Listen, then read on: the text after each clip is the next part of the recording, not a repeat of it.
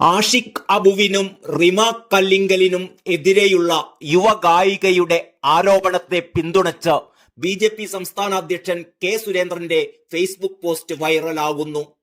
ആരോപണം കേരളത്തിൽ വലിയ ചർച്ചയാവാതെ പോയത് എന്തുകൊണ്ടാണ് എന്ന് ചോദിച്ചുകൊണ്ടാണ് ഫേസ്ബുക്ക് കുറിപ്പ്.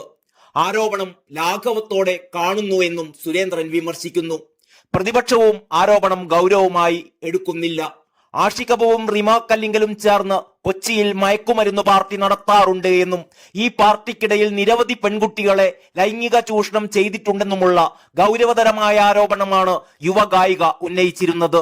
NCBയും കേരളത്തിലെ പോലീസ് ഏജൻസികളും ഇക്കാര്യം സമഗ്രമായി അന്വേഷിക്കണമെന്നും കെ സുരേന്ദ്രൻ ആവശ്യപ്പെടുകയുണ്ടായി. സുരേന്ദ്രന്റെ ഫേസ്ബുക്ക് പോസ്റ്റിന്റെ പൂർണ്ണരൂപം ഇങ്ങനെയാണ്: ആഷിഖ് അബുവും റിമ കല്ലിങ്കലും ചേർന്ന് കൊച്ചിയിൽ മയക്കുമരുന്ന് പാർട്ടി നടത്താറുണ്ട് എന്നും ഈ പാർട്ടിക്കിടയിൽ നിരവധി പെൺകുട്ടികളെ ചൂഷണം ചെയ്തിട്ടുണ്ടെന്നും ഒരു യുവഗായിക ഉന്നയിച്ച ആരോപണം എന്തുകൊണ്ടാണ് കേരളത്തിൽ വലിയ വാർത്തയും കോലാഹലമാവാതെ പോയത് എന്നുള്ളത് ഏവരെയും ഇരുത്തി ചിന്തിപ്പിക്കേണ്ട കാര്യമാണ്. ഒരു തുമ്പും വാലുമില്ലാതെ പറഞ്ഞ പല ആരോപണങ്ങളും ആഴ്ചകളോളം ചർച്ച ചെയ്ത മാധ്യമങ്ങളും എന്തേ ഇത് വിട്ടുകളഞ്ഞത്? മട്ടാഞ്ചേരി മാഫിയ സംഘത്തെക്കുറിച്ച് നേരത്തെ ഉയർന്ന ആരോപണങ്ങളും ഇതുപോലെ ലാഘവത്തോടെയാണ് പലരും കണ്ടത്. പ്രതിപക്ഷത്തുള്ള കോൺഗ്രസും ലീഗും ഇക്കാര്യത്തിൽ മൗനം പാലിക്കുന്നത് എന്തുകൊണ്ടാണ്?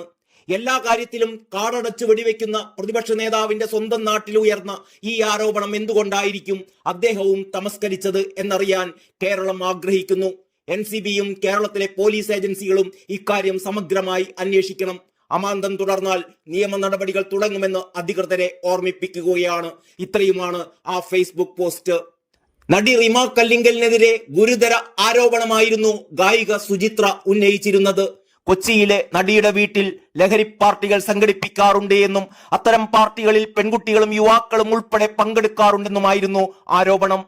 SS മ്യൂസിക്കിന്റെ ഒരു ചർച്ചയ്ക്കിടെയാണ് ഗായിക സുചിത്ര റിമ കല്ലിങ്കലിനെതിരെ ഗുരുതരമായ ആരോപണം ഉന്നയിച്ചിരുന്നത്. ഇതിന്റെ വീഡിയോ സമൂഹ മാധ്യമങ്ങളിൽ വ്യാപകമായി പ്രചരിക്കുന്നുമുണ്ട്. റിമയുടെ കരിയറിനെ ഇത്തരം പാർട്ടികൾ ബാധിച്ചിട്ടുണ്ട് എന്നും സുചിത്ര പറയുന്നു. ഒരു പാർട്ടിയിലും ഉപയോഗിക്കാൻ പാടില്ലാത്ത ചില വസ്തുക്കൾ അവിടെ ഉപയോഗിച്ചിരുന്നു എന്നാണ് തന്റെ അറിവെന്നും ഗായിക പറയുന്നു. ഇത്തരത്തിൽ പെൺകുട്ടികളെ ഉൾപ്പെടെ പങ്കെടുപ്പിക്കുന്ന പാർട്ടികൾ നടത്തിയ റിമ വനിതാ ശാക്തീകരണത്തെക്കുറിച്ച് സംസാരിക്കുന്നത് ആരും ചോദ്യം ചെയ്യുന്നില്ലെന്നും വനിതാ ശാക്തീകരണം റിമ സ്വയം തീരുമാനിച്ച് ആരംഭിച്ചതാണോ എന്നും സുചിത്ര ചോദിക്കുന്നുണ്ട്. റിമയുടെ വീട്ടിലെ പാർട്ടിയിൽ എത്രയെത്ര പെൺകുട്ടികൾ പങ്കെടുത്തു എന്നറിയാമോ എന്ന് ചോദിക്കുന്ന ഗായിക തനിക്ക് ആദ്യം ഇത്തരം കാര്യങ്ങൾ റിമയെക്കുറിച്ച് കേട്ടപ്പോൾ വിശ്വസിക്കാൻ കഴിഞ്ഞില്ല എന്നും പറയുന്നുണ്ട്.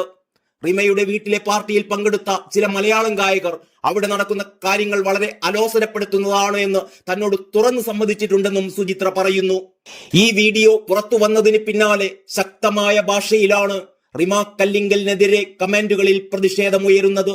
ഇത്രയും പരസ്യമായി ഒരാൾ നടിയെക്കുറിച്ച് പറഞ്ഞിട്ടും എന്തുകൊണ്ടാണ് അധികൃതർ ഈ വിഷയത്തിൽ നടപടിയെടുക്കാൻ തയ്യാറാകാത്തത് എന്നുള്ള ചോദ്യവും ഉയരുന്നുണ്ട്.